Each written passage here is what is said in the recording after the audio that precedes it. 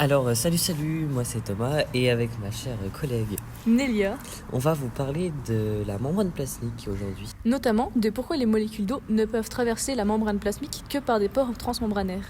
Alors, premièrement, nous allons définir les termes de molécules d'eau, membrane plasmique et pores transmembranaires. Puis, nous expliquerons pourquoi les aquaporines sont importantes dans le transfert de molécules d'eau. Pour enfin expliquer pourquoi les molécules d'eau ne peuvent passer par la membrane plasmique que par les pores transmembranaires. Tout d'abord, les définitions. La molécule d'eau est composée d'un noyau d'oxygène Un peu comme la tête de Mickey. et entourée de deux atomes d'hydrogène. L'hydrogène est le pôle positif et l'oxygène le négatif. T'as fini de me couper ? Puis, pour la deuxième définition, la membrane plasmique. Elle est constituée en grande partie de phospholipides qui sont des molécules amphiphiles. Les phospholipides peuvent être représentés comme des bonhommes bâtons, mais sans leurs bras. À savoir que la tête du phospholipide est hydrophile et lipophobe. Elle est donc attirée par l'eau, mais repoussée par le gras. A l'inverse, la queue du phospholipide est hydrophobe et lipophile, donc attirée par le gras, mais non par l'eau.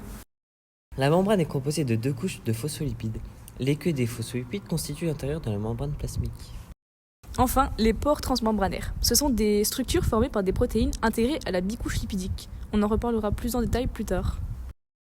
Ensuite, le rôle de l'aquaporine dans le transport de molécules d'eau. L'aquaporine est donc un pore transmembranaire qui permet, ici, le passage de l'eau à l'intérieur de la membrane plasmique. À remarquer que les molécules d'eau iront du compartiment le plus pauvre en sel vers celui le plus riche.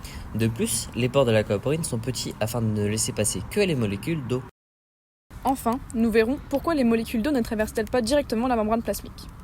La molécule d'eau est polaire, ce qui l'empêche de traverser la partie hydrophobe de la bicouche lipidique. Les queues hydrophobes des phospholipides repoussent les molécules d'eau, limitant leur diffusion directe à travers la membrane.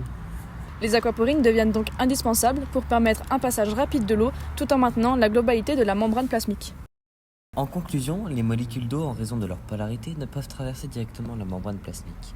Composée d'une bicouche lipidique aux propriétés hydrophobes, cette barrière nécessite des structures comme les aquaporines pour permettre un passage contrôlé de l'eau. Alors, on pourrait se demander si d'autres molécules que les molécules d'eau sont bloquées par la membrane plasmique à cause de sa propriété hydrophobe.